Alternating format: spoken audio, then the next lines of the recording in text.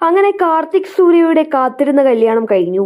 കഴിഞ്ഞ കുറച്ച് ദിവസങ്ങളായി കല്യാണവുമായി ബന്ധപ്പെട്ട വീഡിയോകളും വിശേഷങ്ങളും തന്നെയാണ് കാർത്തിക് സൂര്യ തന്റെ വ്ലോഗ് വീഡിയോയിലൂടെ പങ്കുവച്ചുകൊണ്ടിരുന്നത്. അവസാനം ആ ശുഭമുഹൂർത്തം വന്നു ചേർന്നു.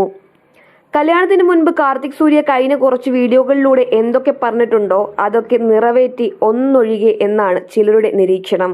കല്യാണത്തിന് മുൻപ് ജിമ്മിൽ പോയി വർക്കൗട്ടൊക്കെ കുറച്ച് ശരീരം സെറ്റാക്കുമെന്ന് പറഞ്ഞിരുന്നു. അതിനൊപ്പം തലമുടിയുടെ കാര്യത്തിലും ചില തീരുമാനങ്ങൾ എടുത്തിരുന്നു.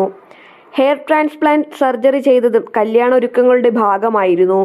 അത് രണ്ടും ഭംഗിയായി ചെയ്തു എന്ന് കല്യാണ ചെറുക്കനായി വന്നു നിന്നപ്പോഴുള്ള കാർത്തികിന്റെ ലുക്ക് കണ്ടപ്പോൾ വ്യക്തമായി. ഒരാളെ പോലും വിടാതെ കല്യാണം ക്ഷണിക്കാനുള്ള തന്റെ പ്ലാനിനെ കുറിച്ച് കാർത്തിക് സൂര്യ പറഞ്ഞിരുന്നു.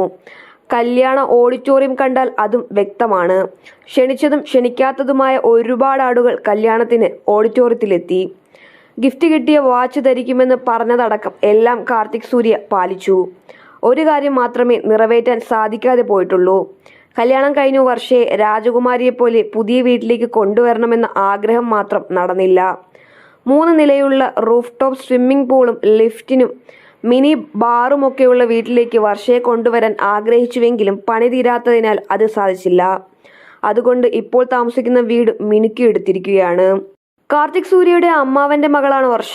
പ്രണയമല്ല, വീട്ടുകാരായി മുന്നോട്ട് വെച്ച പ്രപ്പോസലായിരുന്നു. ഉറപ്പിക്കൽ വരെ കഴിഞ്ഞ് മുടങ്ങിപ്പോയ വിവാഹത്തിന് ശേഷം അച്ഛനും അമ്മയും കാർത്തിക് സൂര്യയ്ക്ക് വേണ്ടി കാര്യമായ പെണ്ണന്വേഷണം നടത്തി ഒടുവിൽ വർഷയിലേക്ക് എത്തുകയായിരുന്നു.